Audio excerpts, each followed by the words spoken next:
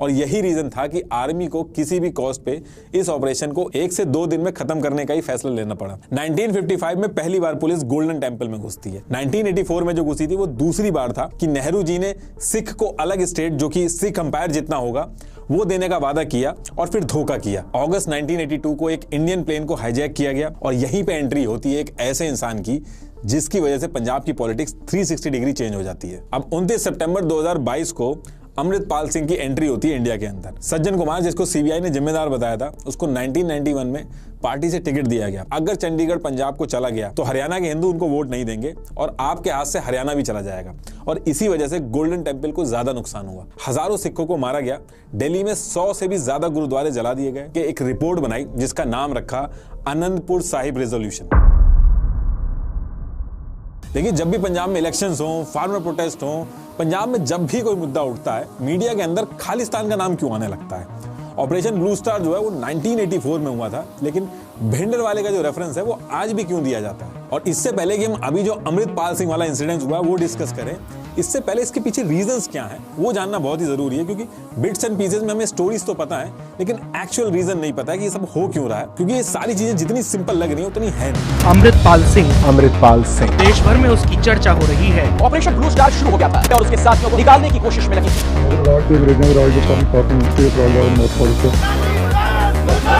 पंजाब की असली स्थिति क्या है? स्थिति तो गंभीर है। इस पर मुझे अगर गौरव किसी चीज पर है, सारा जीवन मेरा सेवा में गया। देखिए, इन सारी चीजों की शुरुआत होती है 1823 से। ये जो आप मैप देख रहे हो ये उस टाइम का पूरा सिख अंपायर है और जिसको रूल करते थे महाराजा रंजीत सिंह। तो देखिए, जब महाराजा रंजीत सिंह सिख अंपायर रूल करते थे तो ब्रिटिशर्स ने कुछ भी नहीं किया था, कोई अटैक नहीं किया था। और जैसे ही महाराजा रंजीत सिंह की डेथ हुई और सिख अंपायर थोड़ा वीक हुआ तो ब्रिटिशर्स ने अटैक करके सिख अंपायर के ऊपर कंट्रोल ले लिया। और ये जो हरियाणा वाला पार्ट है ये ब्रिटिशर्स ने सिख अंपायर में जोड़ दिया। पहले जो हरियाणा था वो सिख अंपायर में नहीं था। और ये जो सारी डिटेल्स मैं आपको बता रहा हूँ ये सब अभी आपको आगे रेलेवेंट लगने लगेंगी। अब ब्रिटिशर्स ने सिख अंपायर पे कब्जा करके राजा रंजीत सिंह के जो बच्चे थे उनको पढ़ाई के बहाने ब्रिटेन में शिफ्ट करा दिया था, ताकि आगे चल के अंग्रेजों को कोई दिक्कत ना हो सिख अंपायर को कंट्रोल करने में। तो इस वजह से एक्चुअल में सिख अंपायर का जो रिप्रेजेंटेशन करने वाला था वो कोई बचा नहीं था। जो लोकल महंत थे वो गुरुद्वारे के प्रीस्ट बने और उन्होंने कंट्रोल लिया। ये जो चीज थी, महंतों ने जो गुरुद्वारे पे कंट्रोल लिया था, ये चीज सिख्स को पसंद नहीं आ रही थी। तो 1920 में सिख कम्युनिटी ने अकाली मूवमेंट शुरू किया और ब्रिटिशर्स पे प्रेशर बनाया कि ये गुरुद्वारा महंत नहीं चला सकते। और प्रेशर इतना बड़ा कि 175 मेंबर्स की कमेटी बनी, शिरोमणि गुरुद्वारा प्रबंधक कमेटी, जो आजकल आप न्यूज में सुनते हो SGPC, वो इसी वजह से बनी थी। SGPC ने गुरुद्वारों से महंत को हटाया और गुरुद्वारों को रेगुलेट किया। और आज की डेट में भी ये लोग रेगुलेट करते हैं। आज भी प्रॉपर इलेक्शन होते हैं, इनके प्रेसिडेंट बनाए जाते हैं। और SGPC जो है वो उस पर्टिकुलर टाइम से ही सिख कम्युनिटी का फ्रंट फेस बना। और जो अकाली दल है और SGPC, इन दोनों में काफी क्लोज रिलेशनशिप रहे हैं उस पर्टिकुलर टाइम से ही। सिख अंपायर उस टाइम से ही काफी इन्फ्लुएंशियल और वेल्थी अंपायर था। ब्रिटिश आर्मी ने कब्जा तो कर लिया था, लेकिन सिख ये मानते थे कि जब ब्रिटिशर्स ये जो कब्जा किया ये टेम्परेरी है, ये यहाँ से जब हटेंगे तो इनको इनका सिख अंपायर जो है वो वापस मिल जाएगा।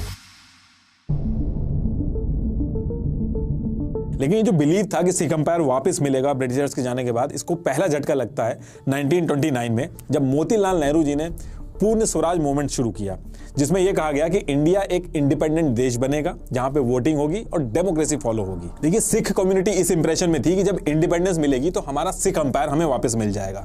आप पुराने स्कल्पचर भी देखोगे तो उसमें लिखा हुआ है कि राज करेगा खालसा।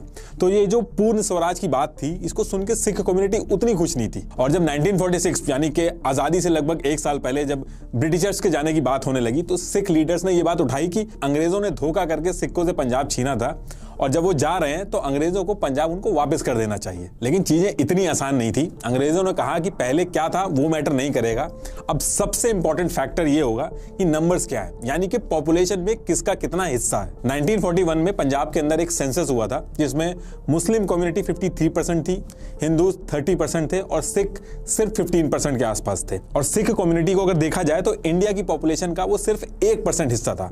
तो यहां पे भी सिख डिसएडवांटेज पे थे। और इन सारी चीजों की वजह वजह से जो सिख कम्युनिटी थी वो बहुत ही मुश्किल सिचुएशन में फंस गई थी, क्योंकि उनको पता था कि नंबर्स की बात आएगी तो सिख हिंदू और मुस्लिम पॉपुलेशन से कम है। और आगे चल के सिख कम्युनिटी ने सिचुएशन के हिसाब से यूनाइटेड इंडिया का सपोर्ट किया और उन्होंने कहा कि हमें कोई भी दिक्कत नहीं है यूनाइटेड इंडिया के साथ मिलकर रहने में। और यहाँ पे वो इस इंप्रेशन में थे कि उनको एक अलग स्टेट मिलेगा। अब यहाँ पे होता यह है कि मुस्लिम्स नंबर्स में ज्यादा थे, तो अंग्रेजों को जाने के जब टाइम आ रहा था तो मुस्लिम्स ने पार्टीशन की बात कर दी। और पार्टीशन की बात से सिख कम्युनिटी बिल्कुल खुश नहीं थी, क्योंकि उनको पता था कि पंजाब के अंदर भी मुस्लिम्स नंबर्स में ज्यादा हैं, तो अगर पार्टीशन होगा तो पंजाब का भी पार्टीशन होगा। इसलिए सिख कम्युनिटी ने कहा कि हमें यूनाइटेड इंडिया से कोई दिक्कत नहीं है, लेकिन अगर इंडिया का पार्टीशन हुआ तो हमें भी सिखिस्तान चाहिए, क्योंकि इस तरह से तो मुस्लिम्स को पाकिस्तान मिल जाएगा, हिंदूज को हिंदुस्तान मिल जाएगा, लेकिन हमें क्या मिलेगा। इसी वजह से शिरोमणि अकाली दल ने उसी पर्टिकुलर टाइम पे एक रेजोल्यूशन पास किया जिसमें उन्होंने सिखिस्तान की मांग की।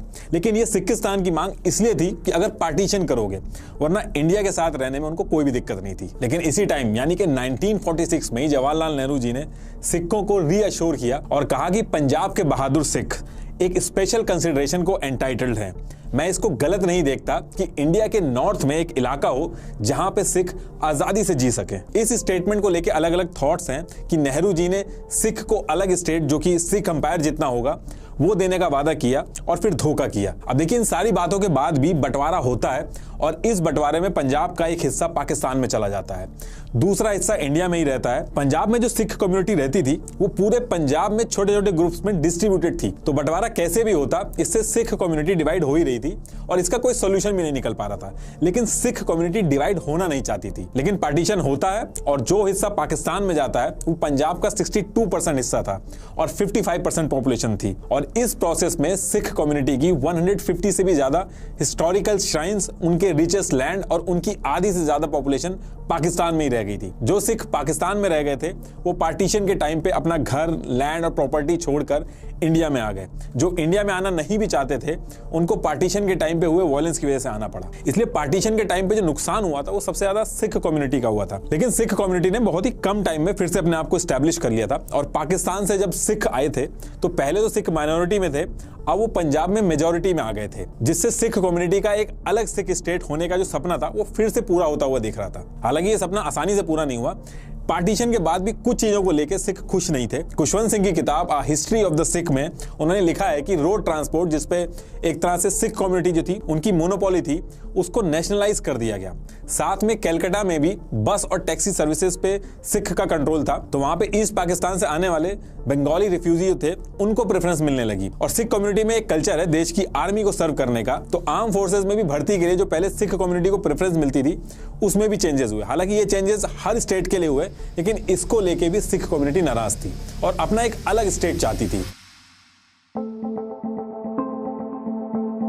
गवर्नमेंट ने कुछ टाइम के लिए सिख मेजोरिटी वाले इलाकों को मिला के एक स्टेट भी दिया, Patiala and east Punjab state union, PEPSU भी कहते थे इसको। लेकिन इसमें कहा जाता है कि अकाली दल की बढ़ती हुई पावर को देख के कांग्रेस ने इसको हटा दिया। अब इसके बाद 1956 आता है और इंडियन गवर्नमेंट लेके आती है स्टेट रीऑर्गेनाइजेशन एक्ट 1956।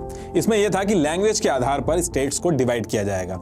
कई सारे सूबों में इंडिया डिवाइडेड था तो उसको डिवाइड किया गया। क्योंकि इंडिया एक सेकुलर कंट्री है तो धर्म या फिर जाति के आधार पर स्टेट नहीं बन सकते थे, वो बनाना सही भी नहीं रहता, तो लैंग्वेज के आधार पर स्टेट्स बनाए गए। तो इसमें तेलुगु बोलने वालों को आंध्र प्रदेश मिल गया, मराठी बोलने वालों को महाराष्ट्र मिल गया। तो सिख कम्युनिटी का कहना था कि हरियाणा को छोड़ के पूरे पंजाब की जो भाषा है वो पंजाबी है और ज्यादातर लिटरेचर भी गुरुमुखी स्क्रिप्ट में है, तो आप हरियाणा को हिंदी स्पीकिंग स्टेट में मिला दो और हमें पंजाबी स्टेट दे दो और पंजाबी को ऑफिशियल लैंग्वेज कर दो पंजाब की। लेकिन सरकार ने ये जो डिमांड थी ये पूरी तरीके से रिजेक्ट कर दी। अब यहाँ से धीरे धीरे चीजें खराब होना शुरू होती हैं। खालिस्तान अभी भी पिक्चर में नहीं आया, वो अभी मैं आगे बताऊंगा आपको। तो इन सारी वजह से अकाली दल के लीडर मास्टर तारा सिंह ने कहा कि अब बहुत ज्यादा हो गया है, हमारे साथ भेदभाव किया जा रहा है और ये अब हम नहीं सहेंगे। पंजाब में इन सारी चीजों को लेकर सिख और हिंदू कम्युनिटी में छोटे लेवल पे राइट्स भी हुए। मास्टर तारा सिंह ने कहा कि सिख रिलीजन तभी बचेगा जब सिख प्रांत होगा और यहीं से उन्होंने पंजाबी सूबा मूवमेंट स्टार्ट किया। ये जो मूवमेंट था ये इतनी तेजी से बढ़ रहा था कि गवर्नमेंट ने पंजाबी सूबा जो स्लोगन्स थे उसको बोलने तक में बैन लगा दिया था। 12,000 के करीब अकालीस जो थे वो अरेस्ट हो गए थे। 1955 में पहली बार पुलिस गोल्डन टेम्पल में घुसती है। 1984 में जो घुसी थी वो दूसरी बार था, वो अभी मैं आपको आगे बताऊंगा। देखिए 1960 से 1965 तक बहुत सारे मूवमेंट हुए जिसमें मास्टर तारा सिंह अमरन अनशन पे रहे, अकालीस को अरेस्ट किया गया, नाउ और नेवर मूवमेंट और भी बहुत सारी चीजें हुई। लेकिन जब 1965 में इंडिया पाकिस्तान वॉर हुई, इसमें सिख कम्युनिटी ने भारत सरकार को अपना अनकंडीशनल सपोर्ट दिया, सारे प्रोटेस्ट रोक के भारत सरकार के साथ खड़े हो गए। इस वॉर में भी सिख सोल्जर्स ने बहुत बड़ा रोल प्ले किया और लोगों को सिख कम्युनिटी की जो इंपॉर्टेंस थी उसका रियलाइजेशन हुआ और 1966 में सिख कम्युनिटी की बात मान ली गई और पंजाब को डिवाइड कर दिया गया। पंजाब को 3 स्टेट में बांटा गया, पंजाब, हरियाणा और हिमाचल प्रदेश। लेकिन इसमें चंडीगढ़ के ऊपर फिर से कंट्रोवर्सी हो गई। उस टाइम चंडीगढ़ में 55% लोग हिंदी स्पीकिंग थे। सेंट्रल गवर्नमेंट ने चंडीगढ़ को भी यूनियन टेरिटरी बना दिया और ये कहा कि इसको दोनों स्टेट शेयर करेंगी। इसको लेकर सिख कम्युनिटी बिल्कुल भी खुश नहीं थी। यही रीजन था कि अनंतपुर साहिब रेजोल्यूशन के अंदर भी चंडीगढ़ के बारे में बात की गई है, वो अभी मैं आगे बताऊंगा आपको। अब देखिए ये सारी बातें तो चल रही थी, लेकिन इन सब चीजों के बीच में पंजाब एक अलग स्टेट बन चुका था और इसके बाद पहली बार इलेक्शन होते हैं पंजाब में। अकाली दल इलेक्शन लड़ती है और इलेक्शन जीत जाती है, लेकिन अपने 5 साल पूरे नहीं कर पाती। इसके बाद फिर से जीतती है, लेकिन फिर कुछ दिन में ही सरकार गिर जाती है। 1997 तक एक भी बार ये लोग अपनी टर्म पूरी नहीं कर पा रहे थे। पंजाब की जनता हर बार इनको जितवा रही थी, लेकिन ये अपनी टर्म पूरी नहीं कर पा रहे थे और इसका ब्लेम लगा कांग्रेस के ऊपर कि कांग्रेस या तो मिनिस्ट्री में चेंज करवा देती है या फिर मिनिस्टर्स को इन्फ्लुएंस करके सरकार गिरवा देती है, ताकि कांग्रेस का जो इन्फ्लुएंस है वो पंजाब में स्ट्रांग रहे। एक एग्जाम्पल समझाता हूं, जैसे लक्ष्मण सिंह गिल अकाली दल से जीते, इनको अकाली दल ने एजुकेशन मिनिस्टर तक बना दिया, लेकिन इन्होंने बगावत करके कांग्रेस ज्वाइन कर ली और 13 एमएलए के साथ सरकार गिरा दी। तो इन सब वजह से कांग्रेस के ऊपर ब्लेम लगते रहे। अब इसमें अकाली दल के लिए दिक्कत यह थी कि चंडीगढ़ का मुद्दा हो या फिर पंजाब की रिवर्स के पानी का बात हो, फौज में कोटे की बात हो, सारे मुद्दों पे पंजाब के लोग बहुत ही प्रेशर बना रहे थे और इधर अकाली दल को यह समझ में नहीं आ रहा था कि वो खुद की सरकार तो चला नहीं पा रहे थे, दूसरी तरफ पूरे देश में यह बोला जा रहा था कि जो अकाली दल है सरकार चलाने लायक नहीं है। ऊपर से सबसे बड़ा झटका इनको तब लगा जब ये 1972 में कांग्रेस से इलेक्शन भी हार गए और कांग्रेस की तरफ से पंजाब के सीएम ज्ञानी जैल सिंह बने और आगे चल के इंडिया के प्रेसिडेंट भी बने। अब इन सारी सिचुएशन को देख के अकाली दल ने 1973 में अपने आप को रीथिंक किया और 12 लोगों की कमेटी बना के मल्टीपल मीटिंग्स की। इस मीटिंग में पंजाब के जो इशू थे शुरू से लेकर आखिरी तक, जैसे चंडीगढ़ को पंजाब में वापस लाना, पंजाब का पानी पंजाब को ही मिलना चाहिए, सेंट्रल गवर्नमेंट का दखल जो है वो पंजाब में बहुत ही कम होना चाहिए, तो इन सारे मुद्दों को लेके एक रिपोर्ट बनाई जिसका नाम रखा अनंतपुर साहिब रेजोल्यूशन। इसका फर्स्ट ड्राफ्ट सरदार कपूर सिंह ने बनाया था इंग्लिश में और संत फतेह सिंह को वर्बली समझाया था, जिनको इंग्लिश नहीं आती थी, और संत फतेह सिंह ने उसको वर्बली सुन के अप्रूव कर दिया। लेकिन 1973 में ये कुछ ज्यादा फेमस नहीं हुआ था, ना लोगों ने इस पे ज्यादा ध्यान दिया था।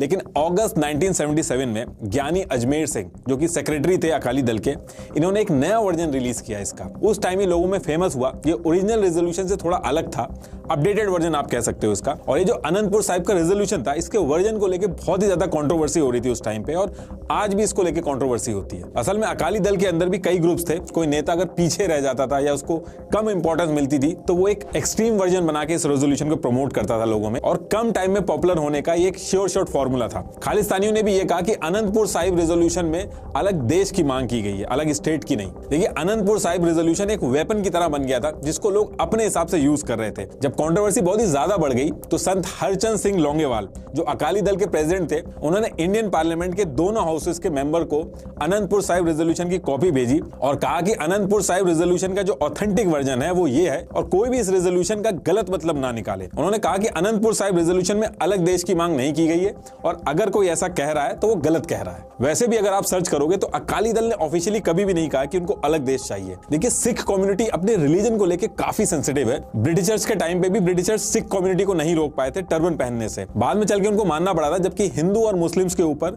ब्रिटिशर्स ने काफी रिस्ट्रिक्शंस लगाए थे। यही रीजन है कि पंजाब के अंदर रिलीजन के ऊपर पॉलिटिक्स करना हर पार्टी ने अपने एजेंडा में रखा है। जो पार्टी कमजोर होने लगती है वो रिलीजन लेके आती है। कांग्रेस भी जब पीछे होने लगी थी अनंतपुर साहिब रेजोल्यूशन के बाद, तो कांग्रेस की तरफ से ज्ञानी जैल सिंह, जो 1972 से 1977 तक पंजाब के सीएम बने उनको भी ये समझ में आ गया था कि अकालीज अब पॉलिटिक्स करने के लिए रिलीजन का यूज कर रहे हैं। तो उन्होंने भी ये दिखाने की कोशिश की कि भले ही मैं कांग्रेस में हूं, लेकिन मैं सिख धर्म के लिए अकाली से ज्यादा डेडिकेटेड हूं।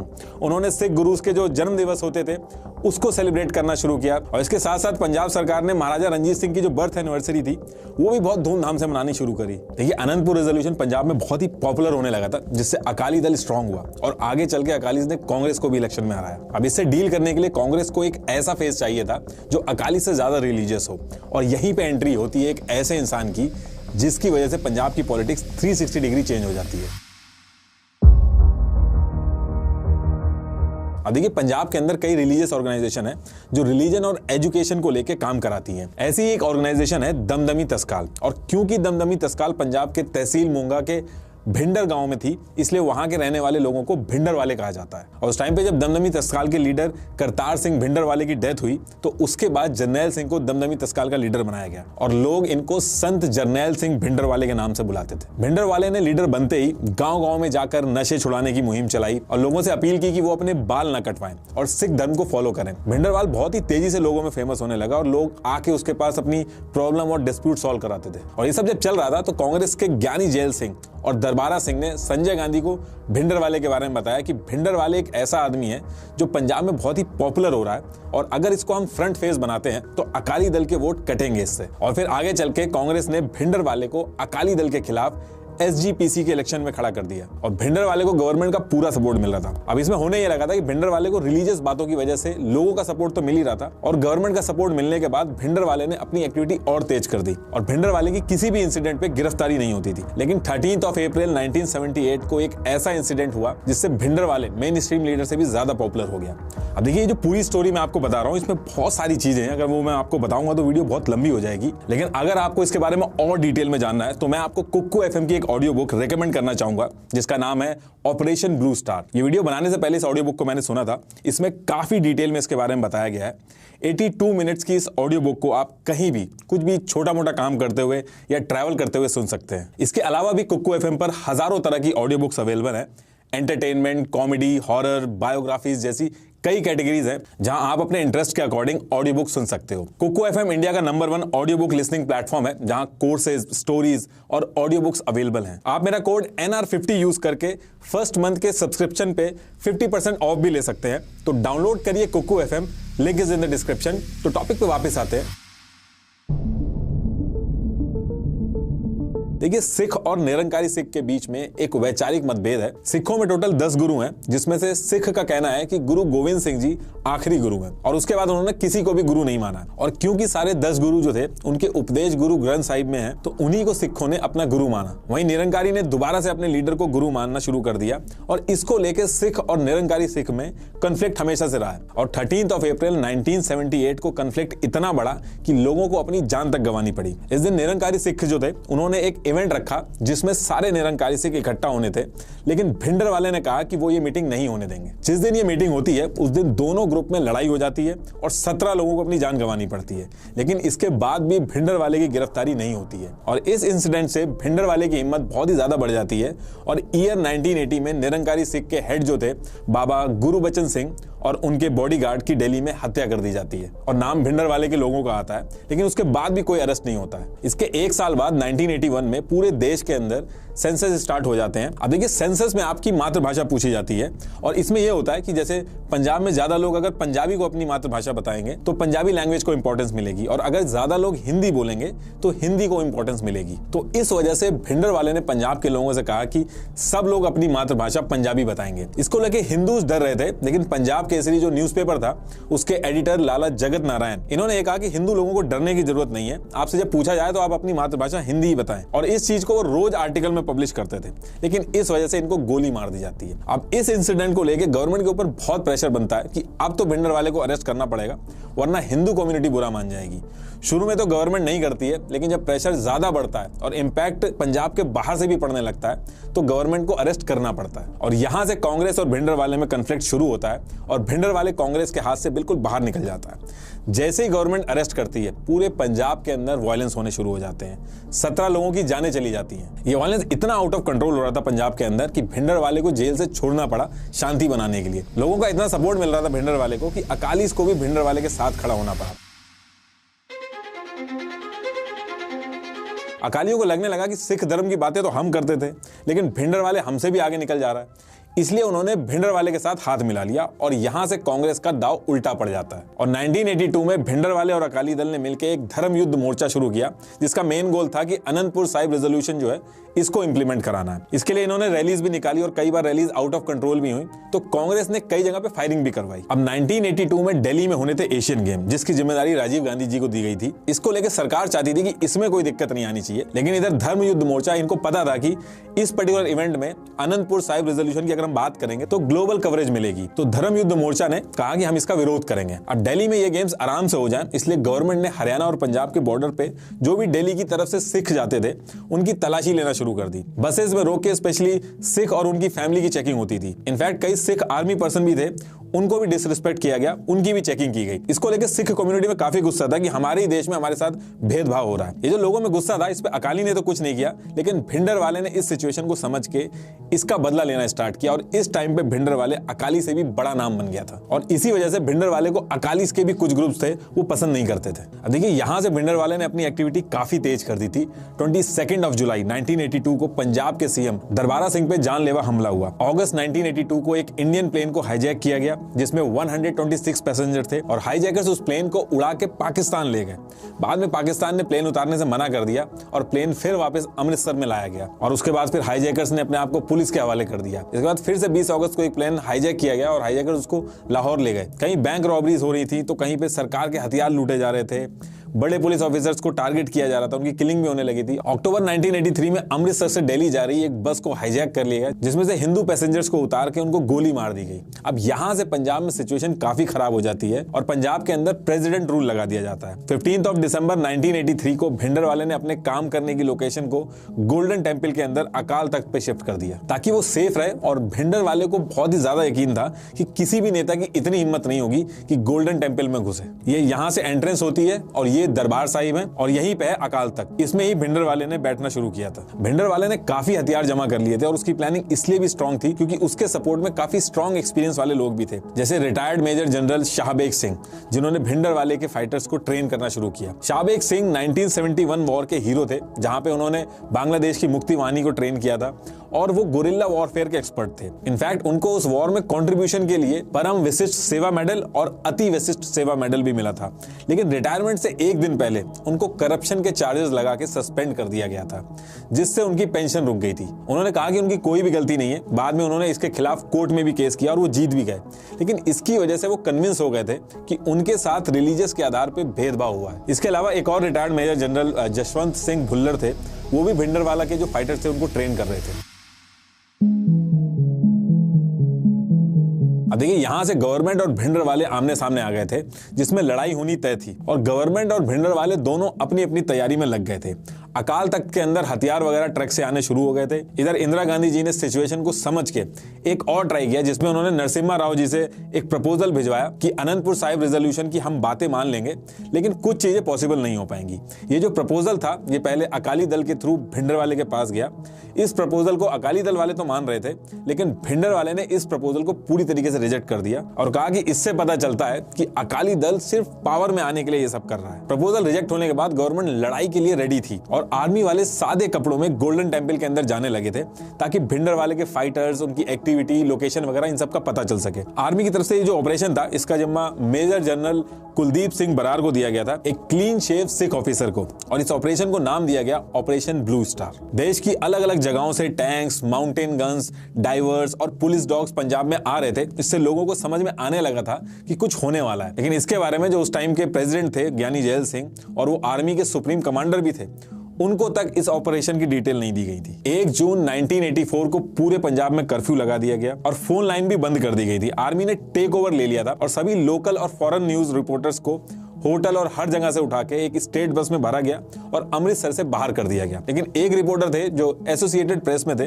जिनका नाम था ब्रह्मा शलिनी, ये उस टाइम पे पंजाब के अंदर ही रह गए थे। तो इन्होंने उस टाइम पे रिपोर्ट किया और वो report times of London news में भी पब्लिश हुई, जिसमें इन्होंने कहा कि सिख को गोली मारी जा रही है और 1000 से भी ज्यादा सिख मिलिटेंट्स को मारा गया है, जबकि गवर्नमेंट का जो ऑफिशियल डेटा था वो 600 बोला गया था। और आगे चल के ब्रह्मा के ऊपर केस चला दिया गया मिस इन्फॉर्मेशन और रूल ब्रेक करने के लिए। जो ऑपरेशन ब्लू स्टार की एक्चुअल फाइट हुई थी वो 3 से 6 जून तक चली थी। और इसकी टाइमिंग को लेके भी बहुत सवाल उठे थे कि 3 जून जिस दिन गुरु अर्जुन देव जी का शहीदी दिवस था, उस दिन ज्यादा श्रद्धालु आते गोल्डन टेम्पल में, और ये जितने भी लोग आए थे उनको अंदर जाने के बाद भिंडरवाले ने रोक लिया था ताकि आर्मी अटैक ना कर पाए। आर्मी को लग रहा था कि भिंडरवाले को आसानी से हरा देंगे, लेकिन ऐसा हुआ नहीं। जो इंटेलिजेंस थी वो काफी गलत निकली। ये लोग बहुत ही भारी प्रिपरेशन के साथ आए थे। रॉकेट लॉन्चर्स, एंटी टैंक बंदूकें, स्नाइपर, प्रॉपर एक ट्रेन मिलिट्री की तरह वो लोग ऑपरेट कर रहे थे और इंडियन आर्मी को भारी नुकसान भी हुआ। 5 जून को गोल्डन टेम्पल के अंदर से सभी लोगों को सरेंडर करने को कहा गया। अब शुरू में तो ये प्लान था कि बाहर से कम्युनिकेशन कट कर दिया जाएगा तो ये लोग अपने आप सरेंडर कर देंगे। गोल्डन टेम्पल की बिजली काट दी गई, टेम्पल के अंदर जो टेलीफोन और ड्रिंकिंग वाटर की सप्लाई थी उसको भी काट दिया गया। लेकिन इस बीच में खबरें आने लगती हैं कि पंजाब के जो पास के गांव हैं उन इलाकों से हजारों की तादाद में सिख अमृतसर की तरफ आ रहे हैं और उनके पास हथियार भी हैं। और आर्मी हेलीकॉप्टर्स ने जिस तरफ भी देखा उनको हजारों लोग शहर के बाहर नजर आ रहे थे। और यही रीजन था कि आर्मी को किसी भी कॉस्ट पे इस ऑपरेशन को 1 से 2 दिन में खत्म करने का ही फैसला लेना पड़ा और इसी वजह से गोल्डन टेम्पल को ज्यादा नुकसान हुआ। आर्मी ने एंटी टैंक मंगवा के 3 तरफ से अटैक किया। अकाल तख्त पे भी अटैक किया गया और ये बहुत ही बड़ा डिसीजन था जो आगे चल के बहुत ही भारी पड़ा। भिंडरवाले के लोग बाहर आए और आर्मी के बीच में बहुत फायरिंग चली। भिंडरवाले के लोग भी आखिरी दम तक लड़ते रहे, लेकिन सुबह 4:30 बजे तक आर्मी ने अकाल तख्त पे अपना कंट्रोल ले लिया था। ये ओरिजिनल आर्मी के प्लान की कॉपी है जो स्ट्रेटेजी बनाई गई थी ऑपरेशन ब्लू स्टार के लिए। अब भिंडरवाले और उसके फाइटर्स को तो मार दिया गया था, लेकिन गोल्डन टेम्पल की जब इमेजेस बाहर आई और लोगों को पता चला कि अकाल तख्त के ऊपर और दरबार साहिब पे भी गोलियां चली हैं, पूरी दुनिया के सिख भड़क गए थे। आर्मी के 8 कैंटोनमेंट में से 4000 सिख सोल्जर्स ने रिबेल कर दिया था, अपने ऑफिसर्स को मार दिया था और अमृतसर पहुंचने की कोशिश की। कई सिख एमपीज और एमएलए ने रिजाइन कर दिया था और माहौल काफी खराब हो गया था। भिंडरवाले की तो डेथ हो गई थी, लेकिन भिंडरवाले के समर्थन अभी भी थे। इसके बाद आर्मी ने इस ऑपरेशन का 2nd राउंड शुरू किया। आर्मी ने इस ऑपरेशन को ऑपरेशन वुड रोज नाम दिया। आर्मी ने एक के बाद एक गांव को घेरना शुरू किया और सिर्फ सिख लोगों के वेपन्स के लिए तलाशी ली गई। इस बात से भी काफी लोग नाखुश थे। इसके साथ ही सरकार ने अकाली लीडरशिप को अरेस्ट करके जेल में डाल दिया। संत लौंगेवाल से लेके प्रकाश सिंह बादल तक सारे के सारे जेल में थे। लेकिन इससे दिक्कत यह हुई कि जो लीडरशिप वैक्यूम पैदा हुआ उसको मिलिटेंट ने हथिया लिया। 1 अक्टूबर 1984 को आर्मी गोल्डन टेम्पल से विड्रॉ कर लेती है, लेकिन तब तक बहुत बड़ा डैमेज हो चुका था। बहुत से लोग जो उस वक्त गोल्डन टेम्पल गए, उन्होंने टेम्पल को जब डैमेज देखा तो गुरु ग्रंथ साहिब की कसम खाई कि जिन लोगों ने ये किया है वो उनकी जान लेंगे या फिर उनकी जान लेने की कोशिश में मर जाएंगे। इस हिट लिस्ट में प्रेसिडेंट ज्ञानी जैल सिंह थे, इंदिरा गांधी, उनके बेटे और फैमिली, आर्मी ऑफिसर्स और भी कई लोग थे। इंदिरा गांधी जी ने जब गोल्डन टेम्पल का दौरा किया था तो वो काफी डिस्टर्ब थी। अब देखिए, जो भी सिख कौम को जानता है उसको पता था कि रिटेलिएशन तो जरूर होगा और भारी होगा। और इस ऑपरेशन के जो मेन कर्ता धर्ता थे, जिनके ऊपर खतरा था, उनको bullet proof waste, bodyguards provide किए गए।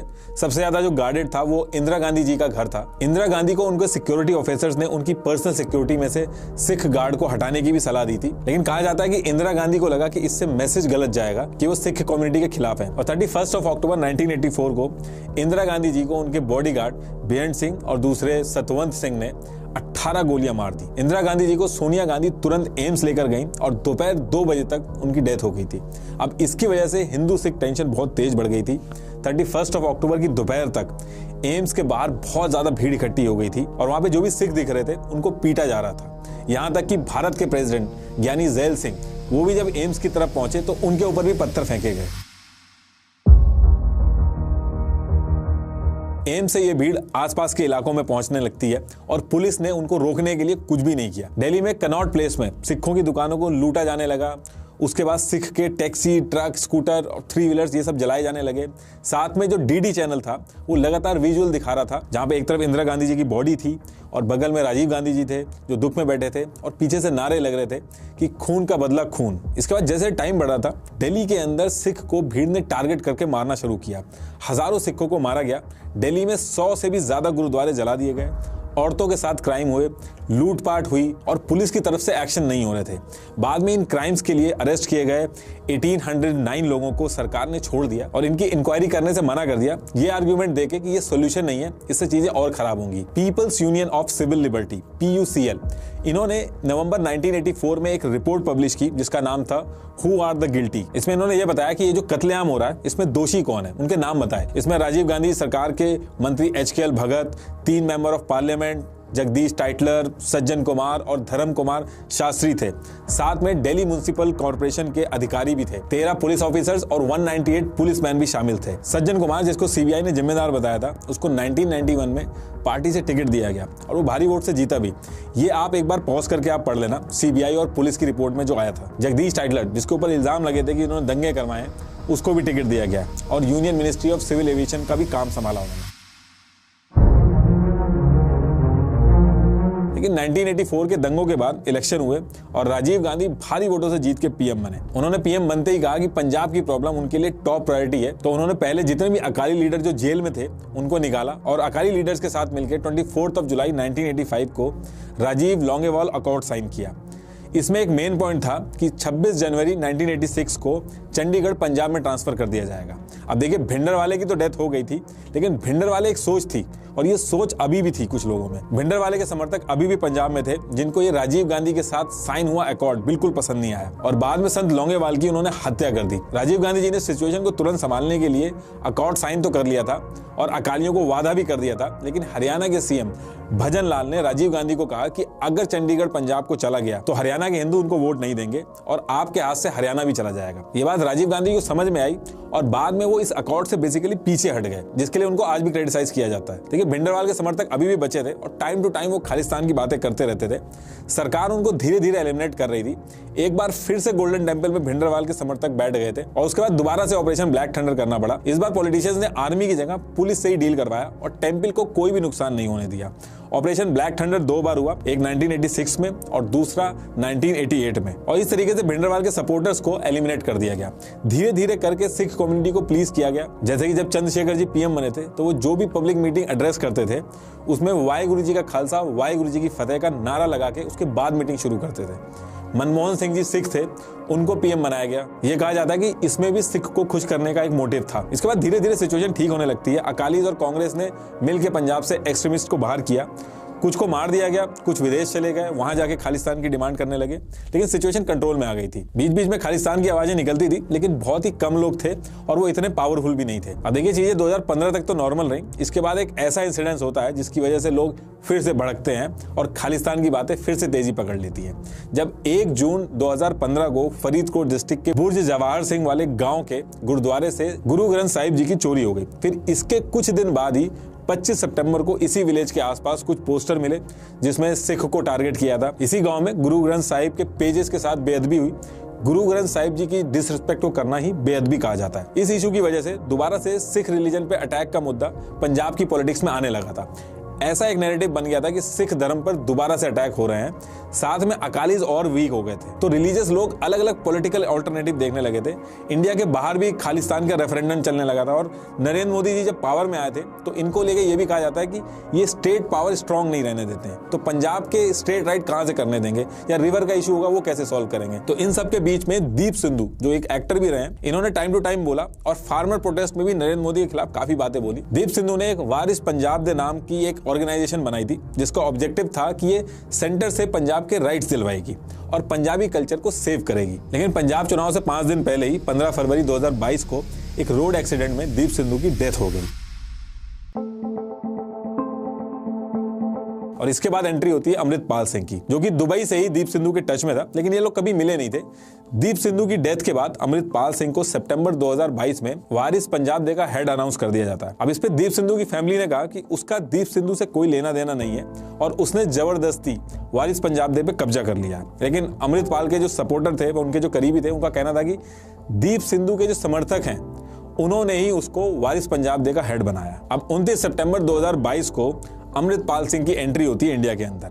भिंडरावाले के पुश्तैनी गांव रोडे, जो कि मोंगा जिले में है, वहां पे एक दस्तरबंदी सेरेमनी ऑर्गेनाइज की जाती है जिसमें हजारों लोग आए और हर कोई शौक था क्योंकि बहुत भारी सपोर्ट मिला। क्योंकि इतना सपोर्ट के लिए नेता लोगों को ग्राउंड पे बहुत काम करना पड़ता है और कोई दुबई से आके कुछ ही महीने में इतना सपोर्ट ले ले तो हर कोई शौक था इस वजह से। और ये सेरेमनी हुई थी, इसमें मल्टीपल टाइम्स प्रो खालिस्तानी नारे भी लगे थे। अमृतपाल सिंह ने आते ही बताया कि भिंडर वाले उनके आदर्श हैं और भिंडर वाले की तरह ही ड्रग्स की बात की और बेअदबी को मुद्दा बनाना शुरू किया और सिखों को केश रखने को कहा, अपने धर्म को बढ़ाने की बात करी और कहा कि अब से जो भी बेअदबी करेगा उसको ना तो पुलिस को दिया जाएगा ना कोर्ट केस चलेगा, हम उसको सजा देंगे।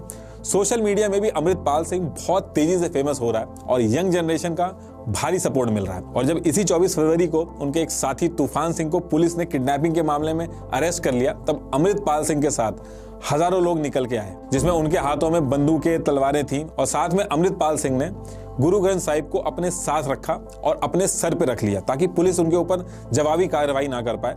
पुलिस अगर उन पर कार्रवाई करेगी तो वो बेअदबी हो जाती। पुलिस को अमृतपाल सिंह के सामने झुकना पड़ा और पुलिस ने तूफान सिंह को छोड़ दिया और इसमें कई पुलिस वाले घायल भी हुए। अजनाला इंसिडेंट ने अमृतपाल सिंह को पंजाब में बहुत ही पॉपुलर कर दिया है। ऐसे लोग जो एक नए पंथक पॉलिटिशियन की डिमांड कर रहे थे उनको अमृतपाल में अपना एक नेता दिखने लगा। कुछ लोगों को अमृतपाल सिंह में भिंडर वाले भी दिख रहा है। इस इंसिडेंट के बाद अमृतपाल सिंह को मीडिया में बहुत ही स्पेस मिल रहा है और अब खालिस्तान और आनंदपुर साहिब रेजोल्यूशन का जो इशू है वो धीरे धीरे तूल भी पकड़ रहा है। अमृतपाल का कहना है कि वो डेमोक्रेसी के थ्रू खालिस्तान की मांग कर रहे हैं पीसफुल तरीके से, लेकिन उन्होंने हिंसक तरीकों के इस्तेमाल की संभावनाओं से इनकार नहीं किया है। अब आगे ये चीज कितनी दूर तक जाएगी ये तो टाइम ही बताएगा, लेकिन मीडिया को नया भिंडर वाले मिल गया है। लास्ट में फिर से आपको याद दिला दूं कि कुक्कू एफएम की audio book operation blue star का लिंक मैंने डिस्क्रिप्शन बॉक्स में दे दिया है, एक बार जरूर सुनिएगा, आपको और क्लैरिटी मिलेगी।